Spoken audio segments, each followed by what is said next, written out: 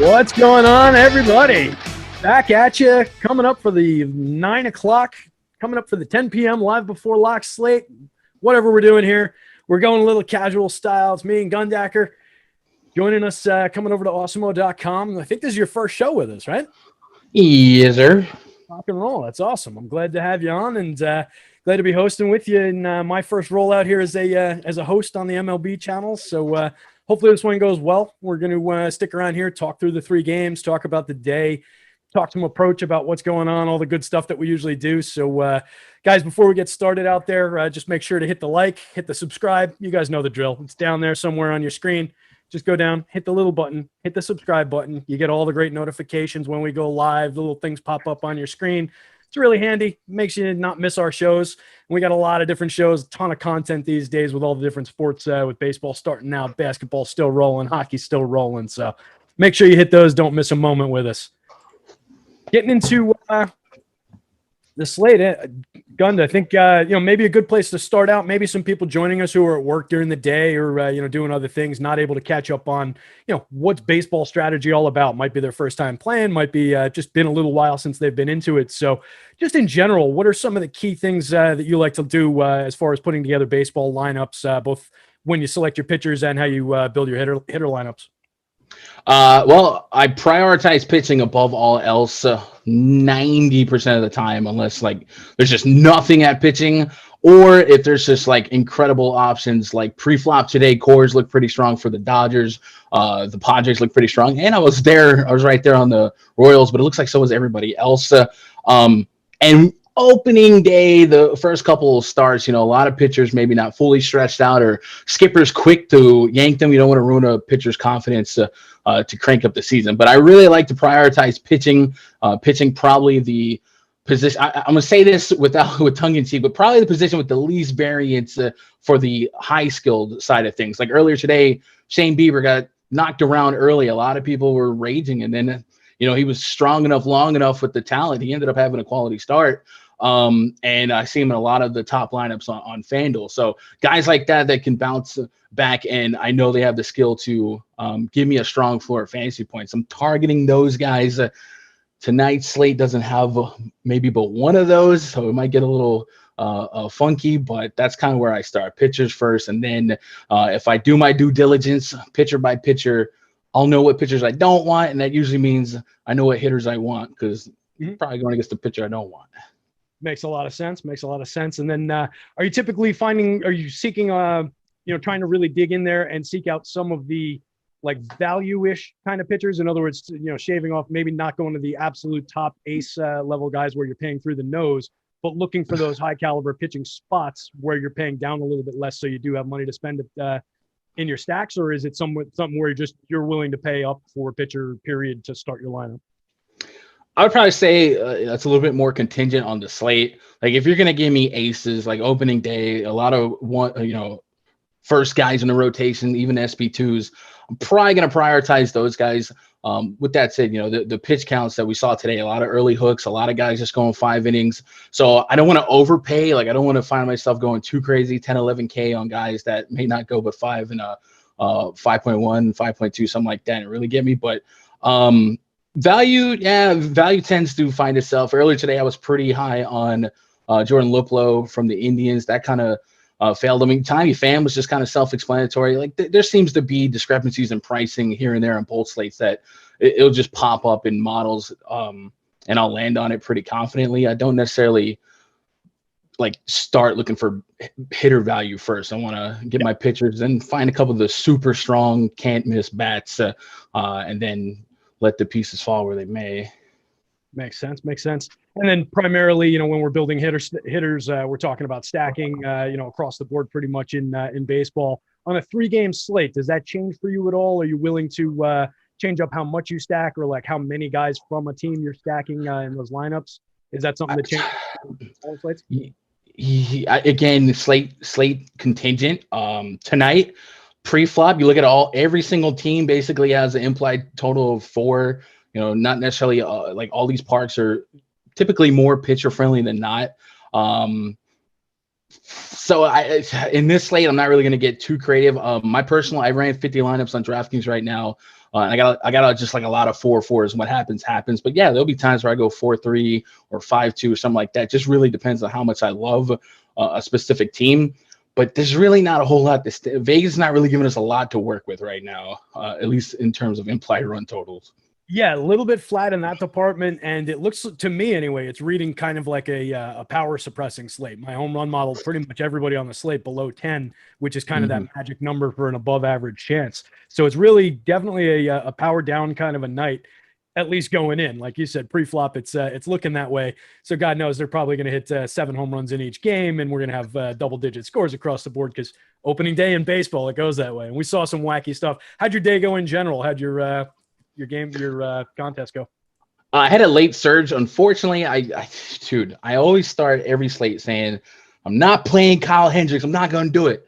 I throw a faster fastball. And then somehow today I let the cold weather, the porous imagery of the Pirates allow me to really get a little bit more Kyle Hendricks than I wanted. So I had like 28%. But I did have a late surge there thanks to the Royals. So it looks like I might be just barely breaking even, and that's fine. As a tournament player, if I can, EKG myself along, as long as I'm not going too far down, I'll take the swings when it goes my way. And hopefully tonight it goes my way because I already got my lineups locked and loaded. Nice. Excellent. Yeah, I crunched out a bunch, just looking to, see if I could get a feel for the shape of the slate. I primarily play on FanDuel. Are you a DK player? So that's also a slate contingent like tonight where there's really just one pitcher skill wise that stands out. Like I would probably more comfortable playing on FanDuel just to feel like I'm less stress, less pressure on the decision. But I play on both sites. I would say maybe 65-35 FanDuel action to DK action. Okay. All right, right on. So you'll have a good feel for the DK stuff. We'll both be on the FanDuel side of things. I've got it all broken down in my sheet here and everything. So let's we can get rolling on some game by game discussion, talk through some of these picks and some of the plays that we like. Before we do that, guys, since you're here, you're probably aware that it's opening day today, but we do have a promo going, and it's still rolling for the next couple of days. You can get your first 9 days of Awesemo plus MLB for $9. You use this promo code starting 9 with the number 9, not the word 9. Starting 9 with the numeral 9, as they say in this thing that I'm reading. That gives you access to everything that we do for MLB DFS, right? So that's our projections, it's our ownership, it's our top stacks, our top pitchers tool, all the different content. It gives you access to our Slack channels where all of us are hanging out during the day answering questions. Ton of stuff in there, guys. It's valid through April 9th to get on the promo. Again, first 9 days of the promo, $9 for the first 9 days. Stop guessing, start winning. Join Awesemo plus MLB today. Getting into the first game, Gun, what are you thinking on the Chicago White Sox coming in as the favorites? 4.12 implied run total against the Angels with a 3.96, pretty close, like we've been talking about a little bit. I got Lucas Giolito going for the Chi Sox against Dylan Bundy.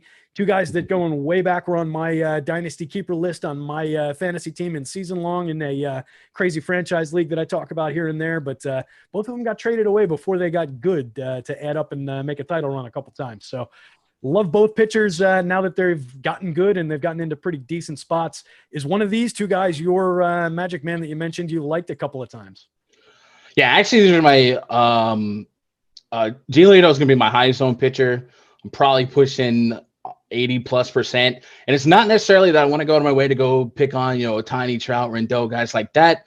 I just believe when you put all these pitchers on the board together, Giolito is by far the most talented and probably has the longest leash. He had 6 spring training starts. And his last start, he went to 95 pitches. And that's kind of way higher than the average. You see a lot of 80s, stuff like that. So it makes me believe like he's ready to go. He's got a long leash on him. 23 innings served in spring training, 30 strikeouts, a 0.87 whip. So he's looking like he's picking up where he left off last year. Again, banking on talent here. And I also say that if you're looking to kind of hang on to the win, White Sox by far have the best bullpen on this slate. Fangraphs ranked their bullpen number 3 going into the season. Liam Hendricks, Garrett Crochet, Aaron Bummer, Michael Kopech. So it's going to be a tough 9 innings pre-flop, you would think, for the Angels bat. So I'm going to have Lucas Giolito, but it's more so betting on talent here. Like you just don't really if he gets blown up, he gets blown up. But pre-flop, he's by far and away the most talented pitcher with probably the most strikeout potential and a plus park. So I'm going to go after him as my SP1 option. Dylan Bundy, a little bit more fringe. I'm going to have some, but the White Sox are just a powerful offense that I'm going to be leaning on quite a bit this season, and it's going to start tonight. So I don't necessarily think Bundy's a gas can. He had 4 spring training starts. He had 85 pitches in his last start. Just 17.1 total innings, 16 strikeouts, a whip under 1. You like to see that. Last year, he faced 157 left-handed hitters, gave up 4 bombs, and we know Bundy can be a little leaky against lefties. So guys like Yohan Moncada, maybe Yasmani Grandal. I don't know. I'm not leaning on Eaton for a homer, but there is some power already on both sides of the plate. But I can maybe take advantage of some of that Bundy stuff and into kind of reverse the bullpen spin there on the White Sox. The Angels bullpen is about league average, 15th. So all bets are off when the bullpen comes in. I think the bullpen ranking is going to be a lot of how I value my offenses today. We pretty much know most of these teams' first 4 or 5 innings, and then the bullpen comes in. So why not attack the worst bullpen and not overthink the starting matchup? So White Sox definitely going to be one of my higher owned stacks. Giolito, definitely my highest owned pitcher. And then Ohtani, Trout, Rendon, they fall where they fall. I probably don't full stack Angels here, but I'll definitely have shares of Ohtani, Trout, Rendon. I'm a little bit worried about Ohtani's injury. I was concerned for him to even make this start. So I'll be watching that. Definitely. I will say Ohtani just seems to have a knack for crushing elite pitchers. So he does. Wouldn't be he's surprised. he's also had that knack for not being on the field nearly as much as we'd like him to be, though, too. So it's a little shaky there, but good to see him making the start and being in the lineup, of course.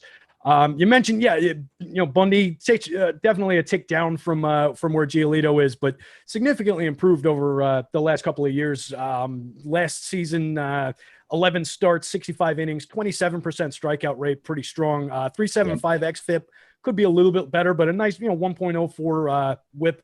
And pretty decent. He made the biggest change that he made in just looking through his stuff over the last few years was getting increased spin on his fastball. And it really sets up the rest of his repertoire pretty well. And then over the last couple of years, he works off the spin heavy fastball, but he changed the amount that he throws it a little bit. It was in like the mid 50s. He brought it down last year to like the low 40s, 42% on the fastball, and then upped his changeup and slider usage a little bit. So it kind of just changed up the dynamics of how his stuff worked. It's the same pitches, but he's just throwing them a little bit differently in the combinations of them, and it kind of unlocks some of his upside. So I like a little Bundy here, but I'm with you. I'm a little bit hesitant to go up against what I think is a very good White Sox lineup, even without Eloy in it.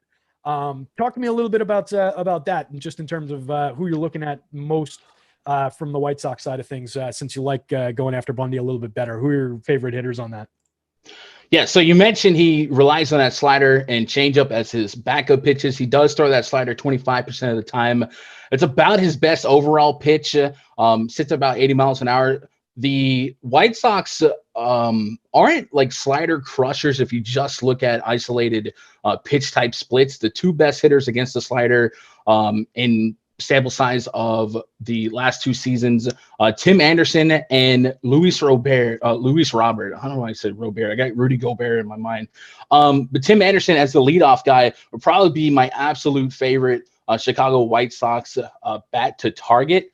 Looking at kind of his spring training campaign, he's Tim Anderson, 333 average, 838 OPS, 60 at-bats. He did hit a bomb. He had 6 doubles, and he had a pair of stolen bases. So that's what we know Tim Anderson to be, a perennial guy that might compete for the batting title, high OBP, high batting average with a little bit of speed and a little bit of pop. So definitely my number 1 would be Tim Anderson. And then Bundy also leans on that changeup quite a bit. Tim Anderson grades really well against the changeup.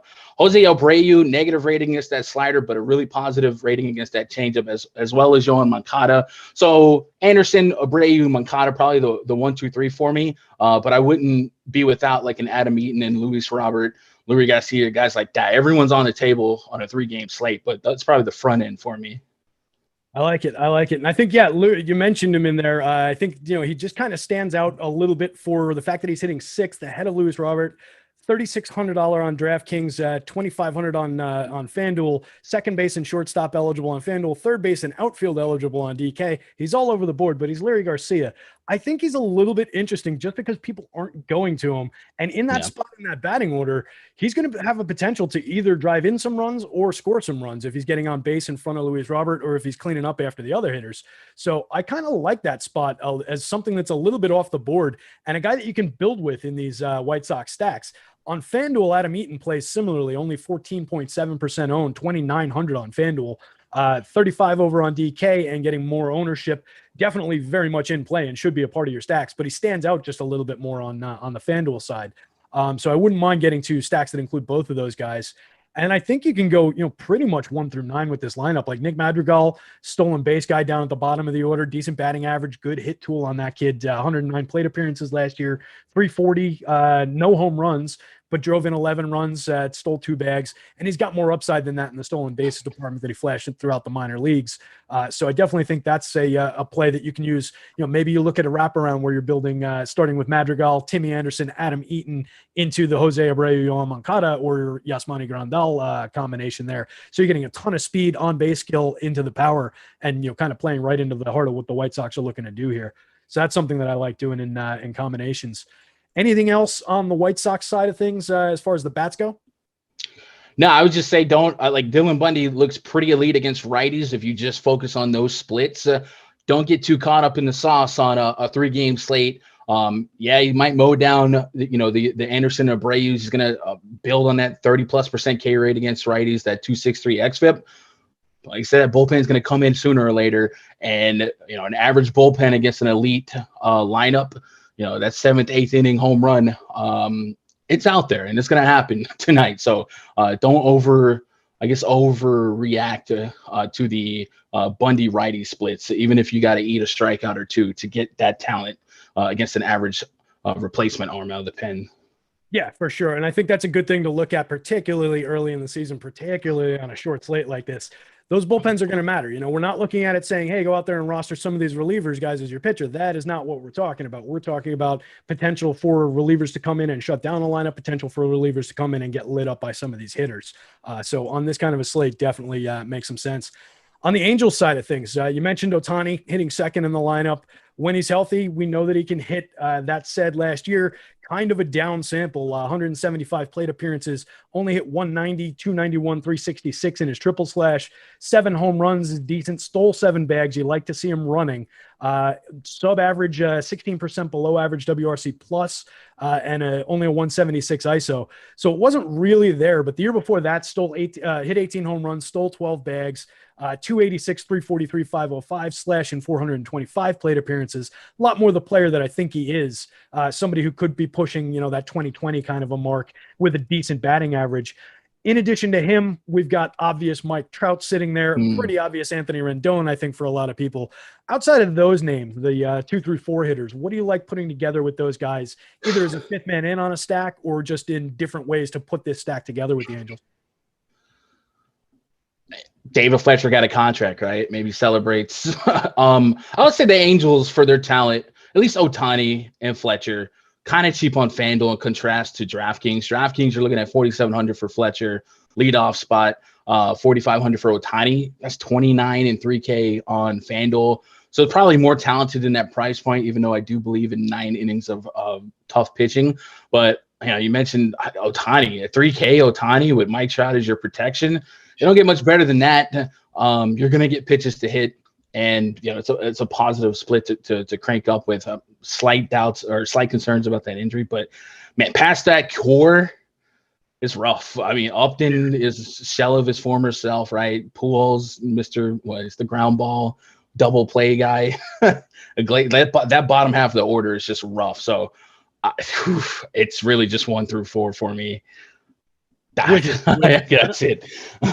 I don't know that 2 Yankee fans should be laughing about a guy grounding into a double play after what our boy Aaron Judge did to end that. I thought this was a safe place. When I got in here and I saw the Yankee logo, thought it was a safe place, bro.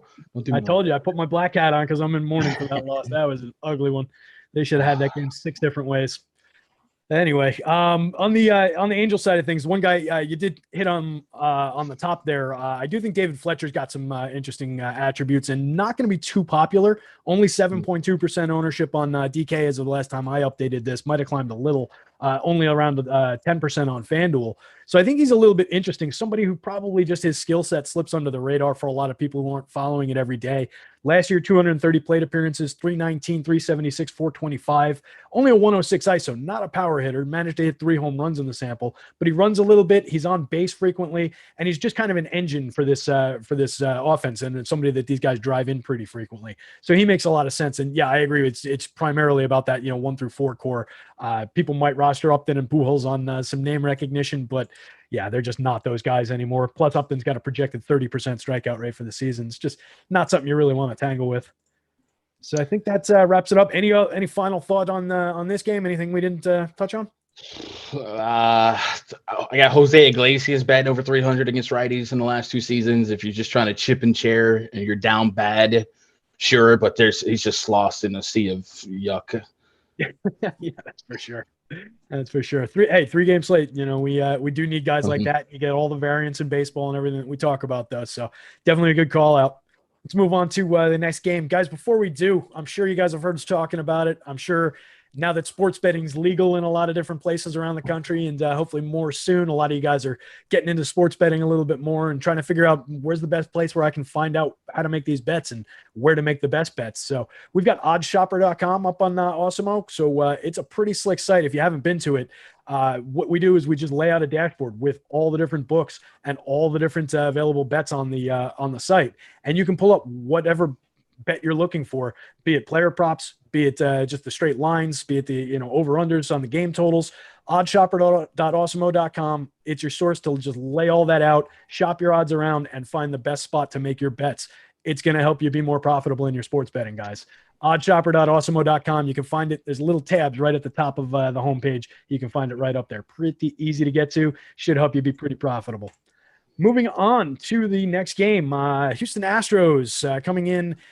Basically even up game, 405 implied total for the Astros, 4.03 for the A's. Coming into Oakland, we've got Zack Greinke on the hill for Houston, Chris Bassett going for Oakland.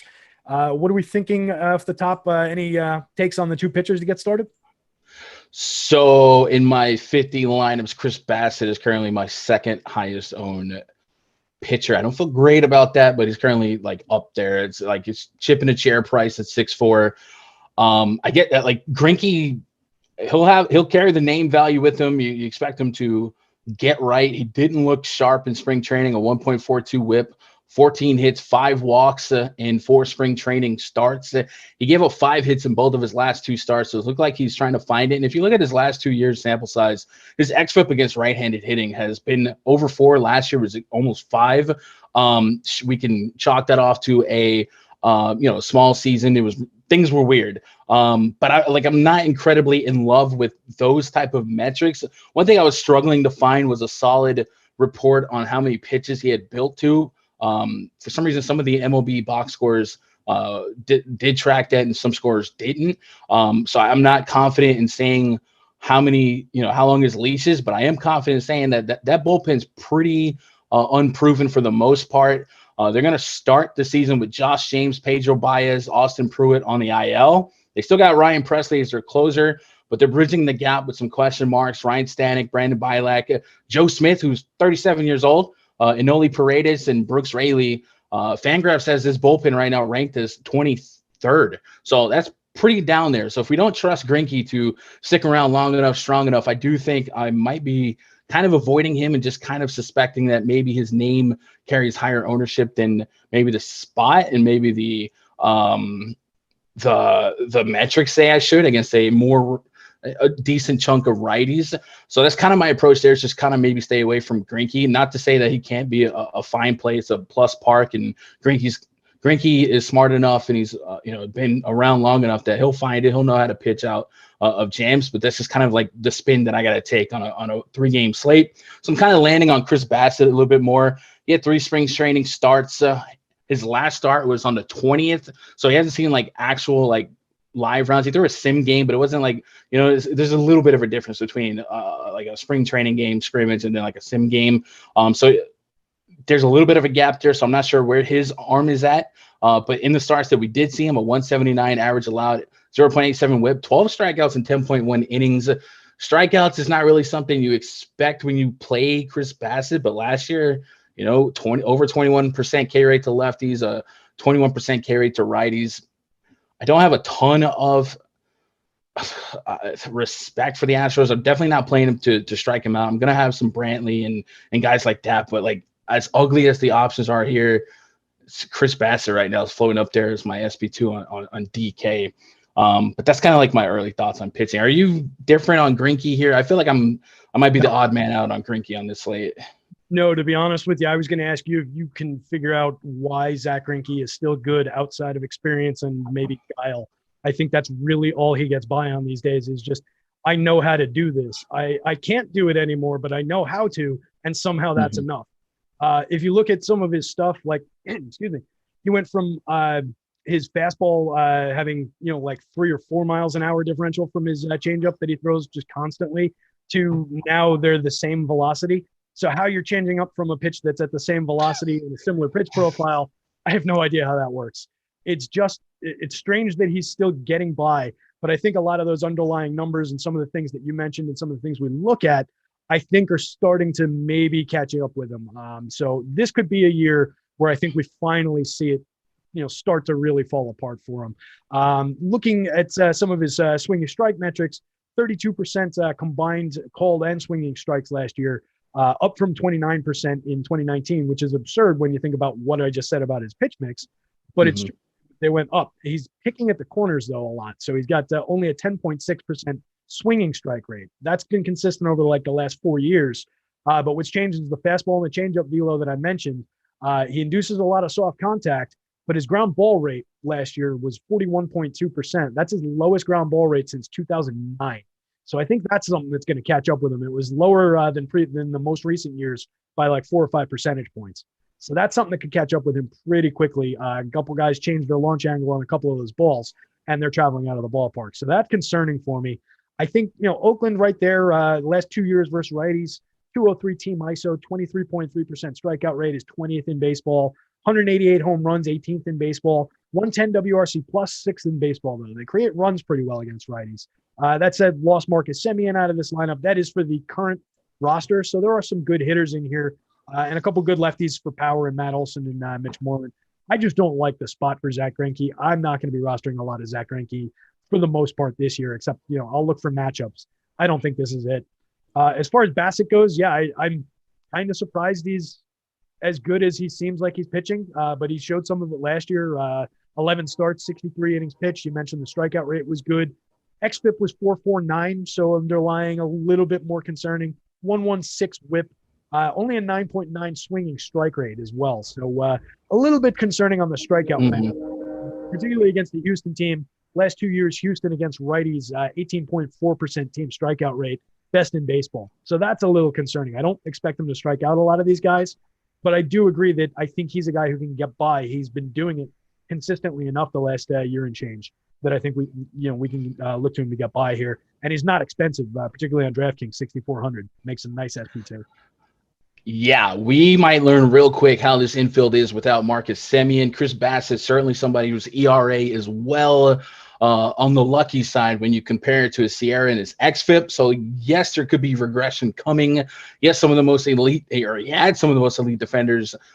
He still has Matt Chapman and Ramon Laureano.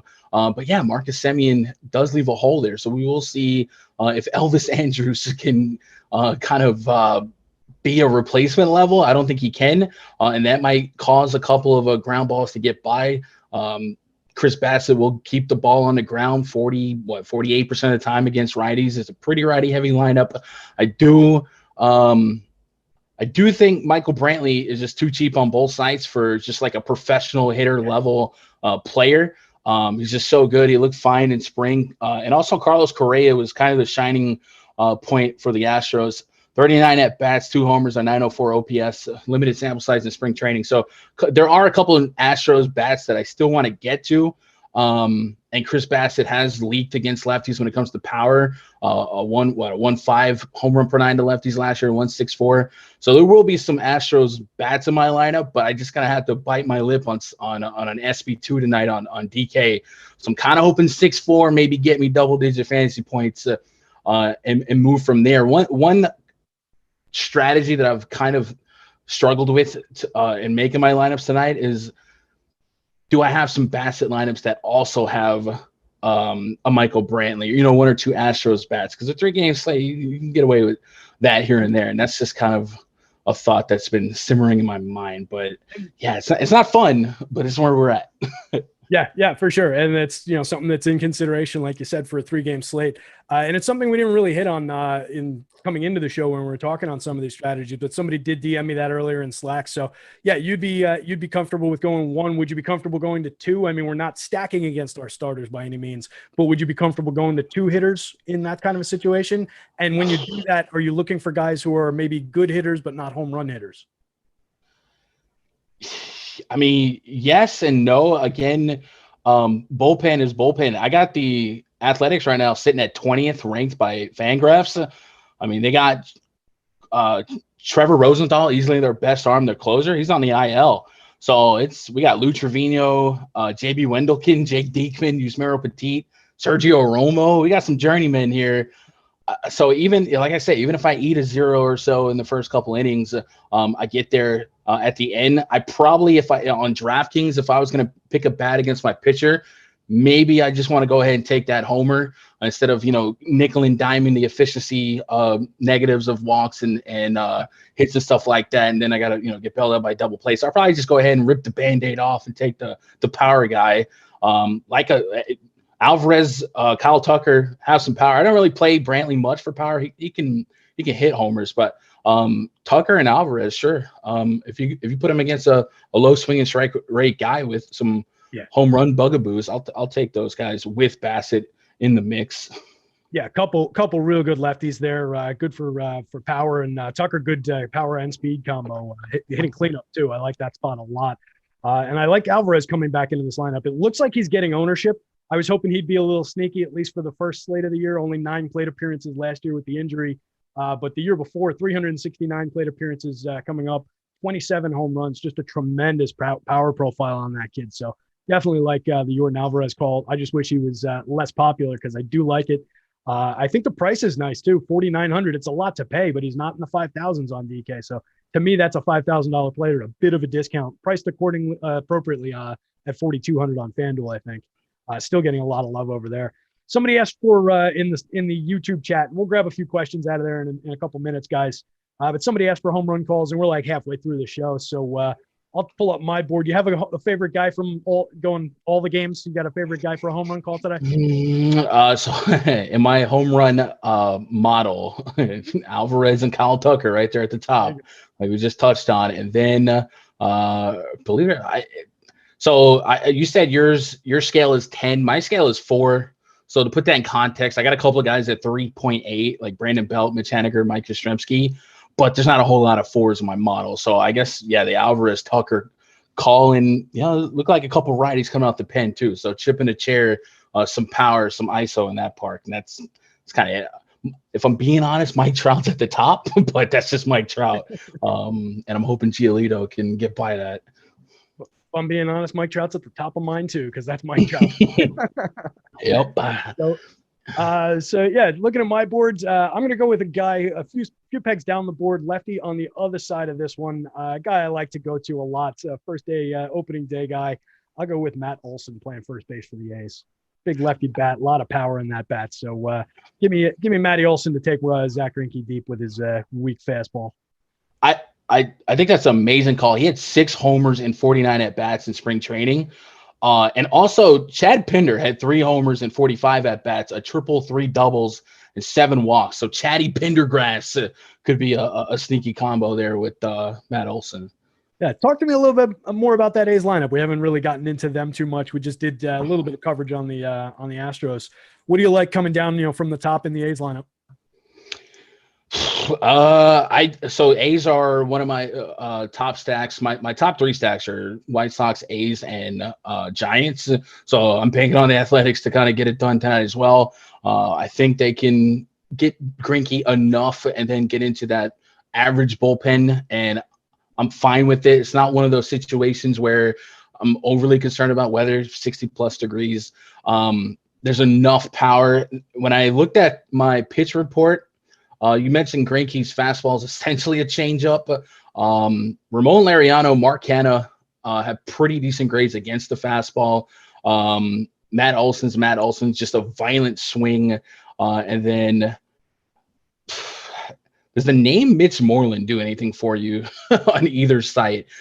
Pretty cheap as a middle heart of the lineup guy.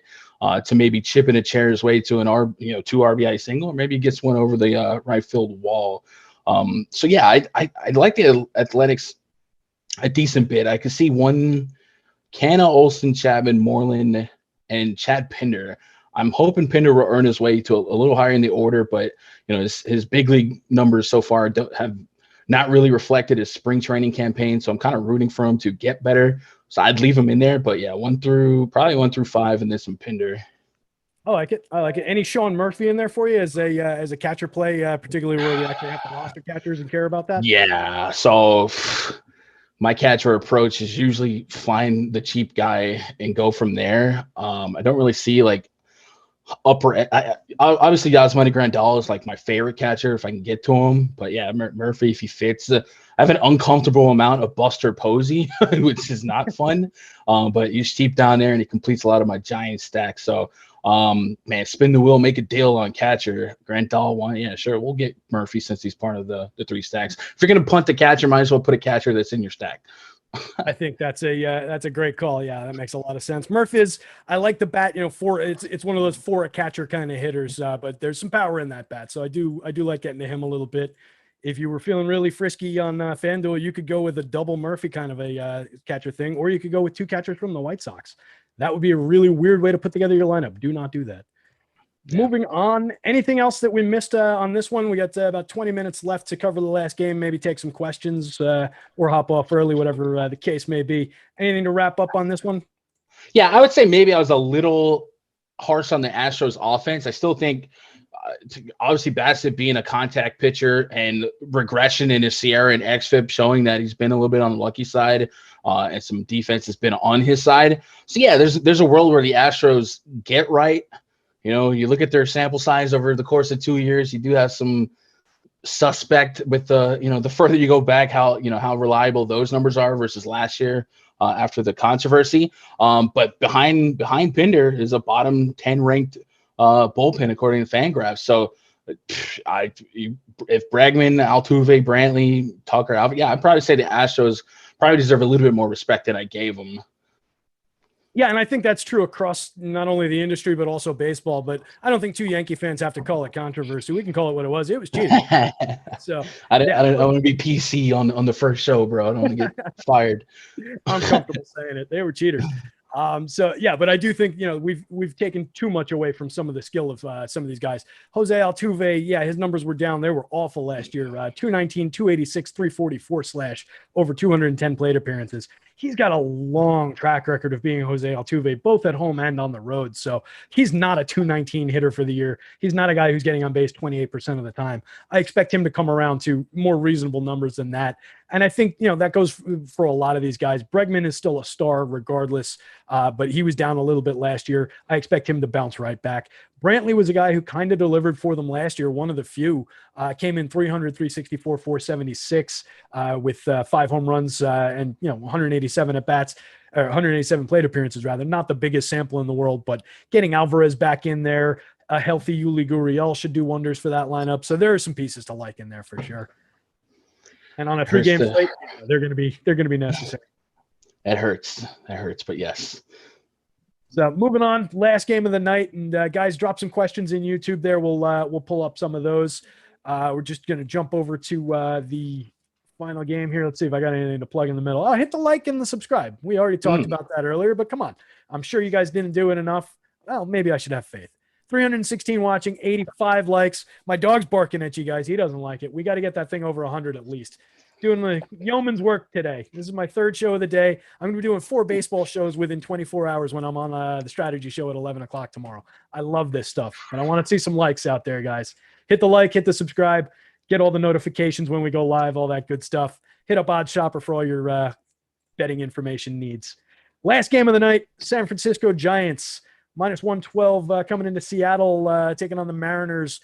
Giants with a 3.86 implied run total. Mariners at 3.71. Another close one.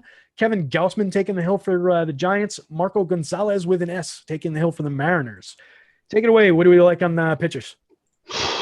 Man, oh man. I actually do have an uncomfortable exposure rate to Kevin Gausman.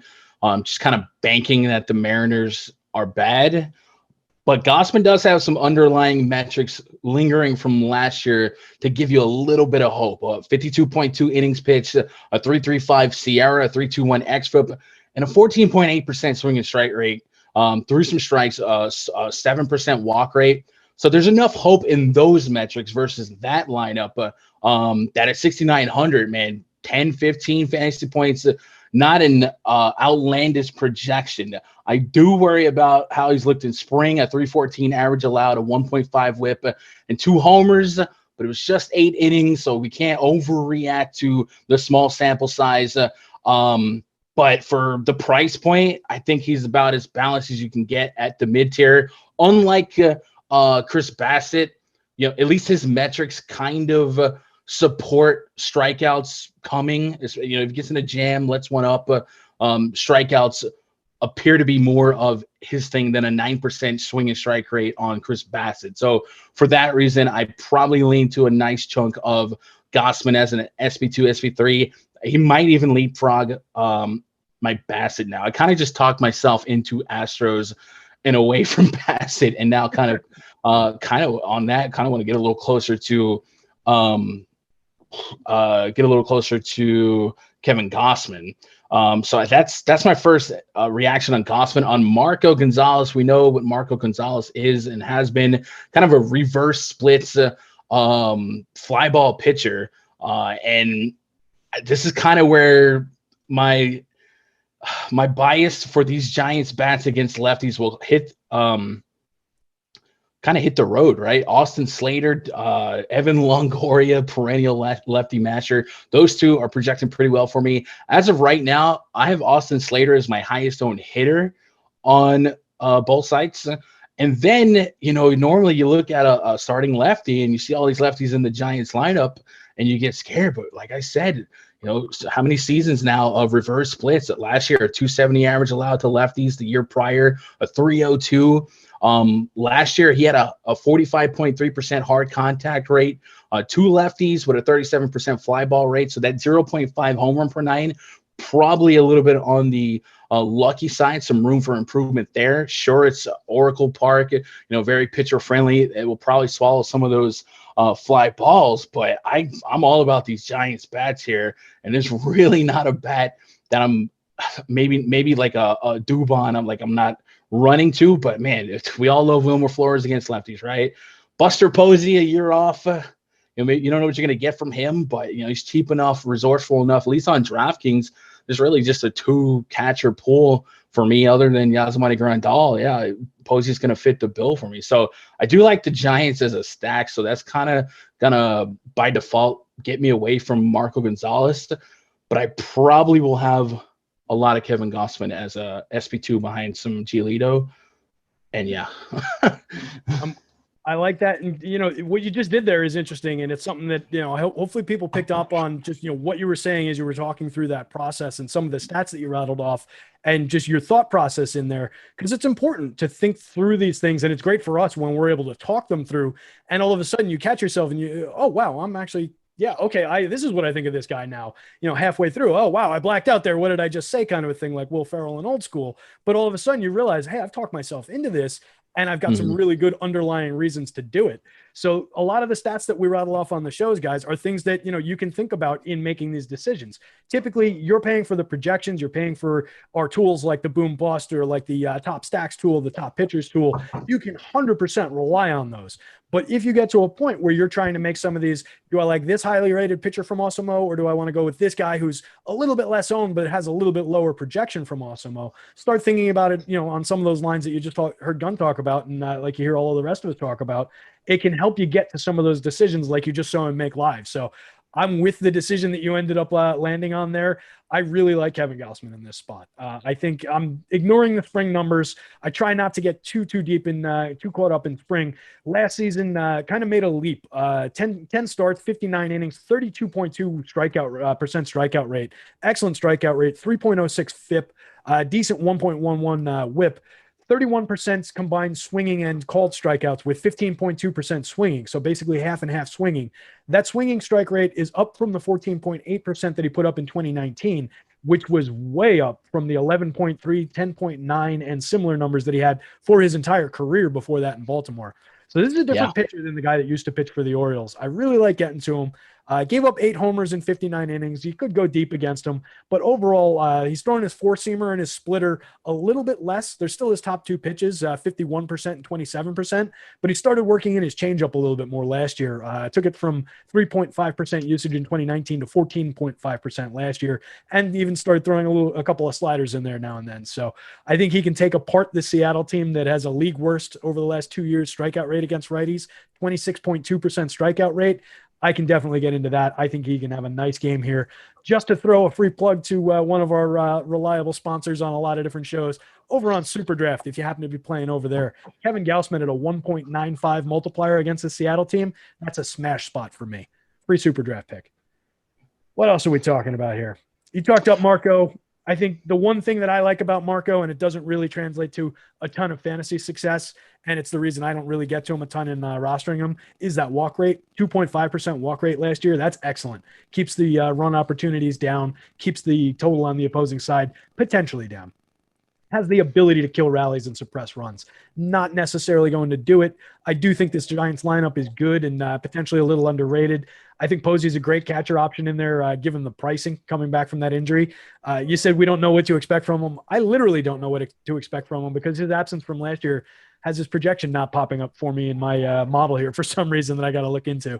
So we're going to figure that one out. But talk to me a little bit more in depth on that Giants lineup. Who are you looking at? Are you looking at Yaz? Are you looking at like Evan Longoria, Brandon Belt, some of these veteran guys? You mentioned Wilmer Flores and his great splits against lefties.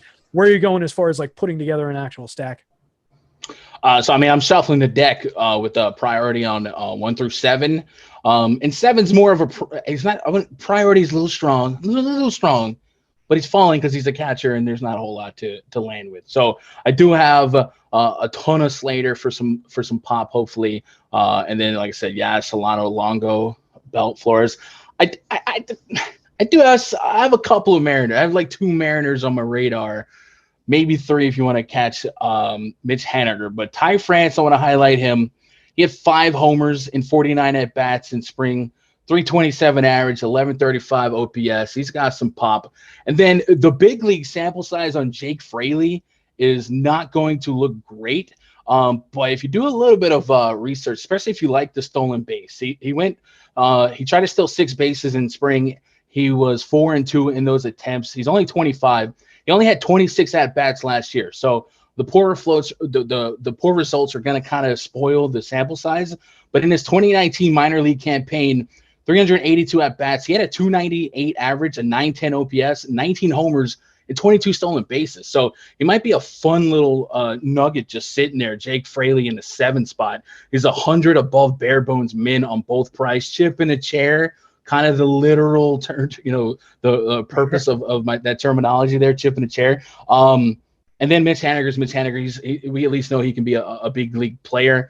Gausman has improved mightily from his Baltimore days where he was Kevin Gascan, but he still can give up some bombs to lefties.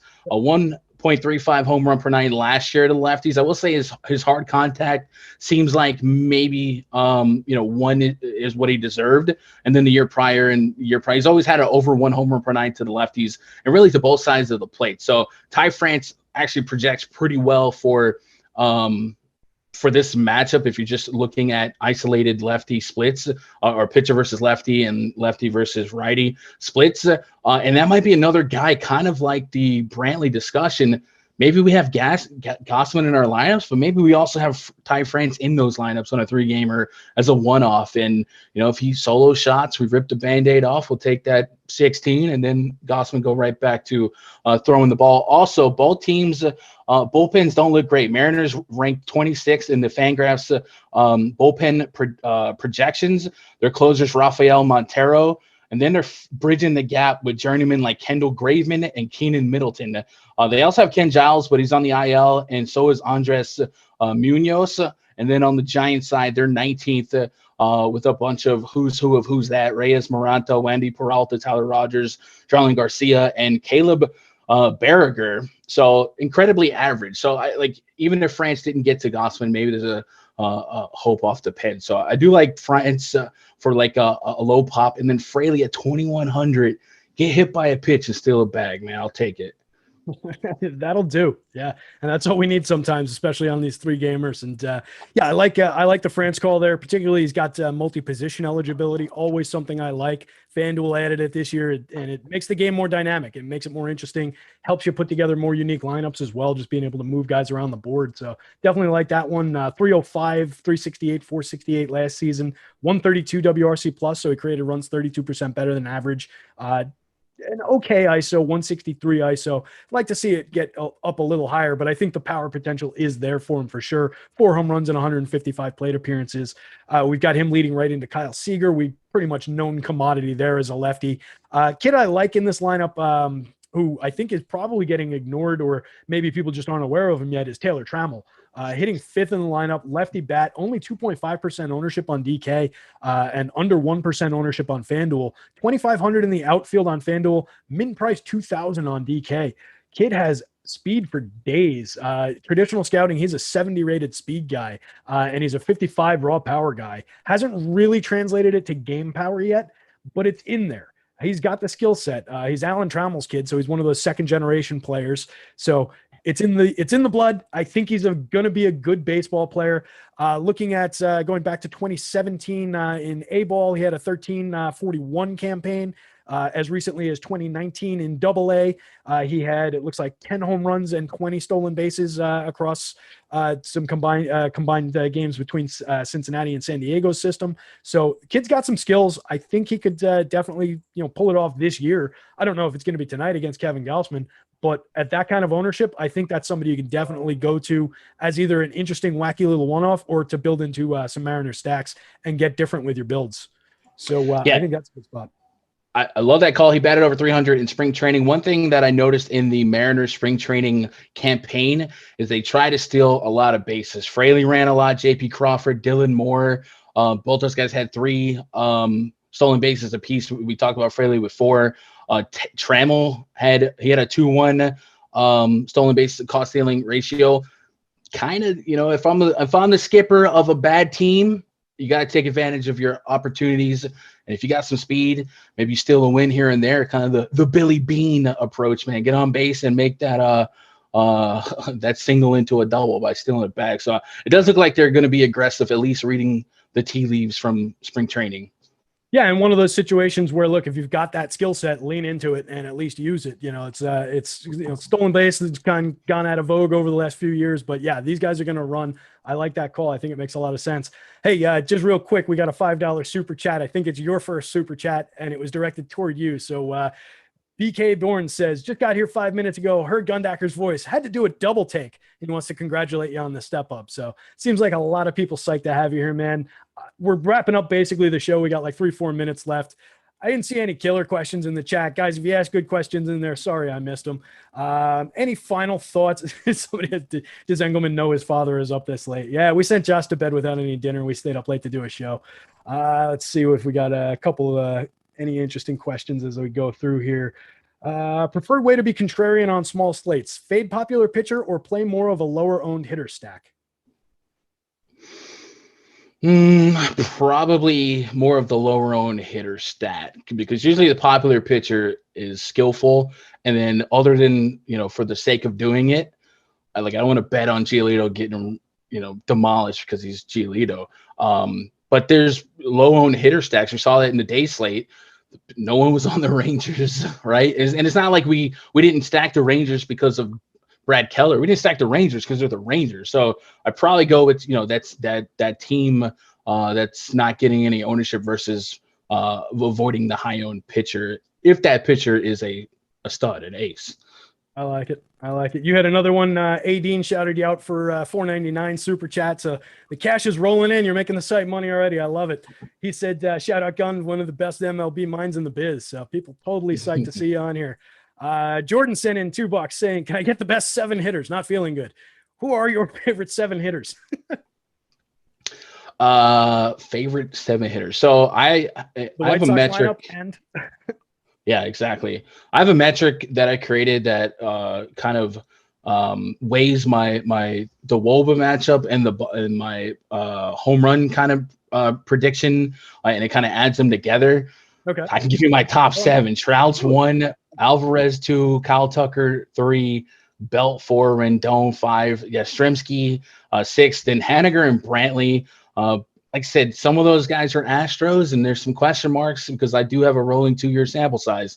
Some of those guys are question marks. So, those are not my highest owned players, but that's who the metrics like. My highest owned players are absolutely the White Sox lineup, and then a lot of Giants. So Austin Slater, and I got a lot of Yohan Moncada and Yasmani Grandal, guys like that. So I'm hoping they kind of fall through. I'm curious to see where Mike Trout lands on ownership. He's always going to be high owned by default. You talked about fading the popular pitcher, man. Is fading Mike Trout a death sentence tonight? Because I have a whole lot of Giolito, and I didn't really get to a lot of Trout against him. Yeah, tough to pay the $6,000 for Mike Trout. That's a big ask on this slate over on DK. So, any final thoughts? We got like a minute and change before we get out of here. Any final thoughts on your first show? Thought you did a great job, man. This is killer. This is gonna be fun. Yeah, I appreciate the opportunity from you guys, and I looks like chat's receiving it well, man. I appreciate the love. Rock and roll. Yeah, guys, hit that thumb out there. Give Gun the nice little thumbs up to send us off on his first show with Awesemo. Make sure he feels the love out there. Make sure you tune in for all the shows too. Hit the subscribe button and you'll get the little pop-up notifications. We have a ton of content coming your way, in addition to all the written content, the tools, the data that you guys love.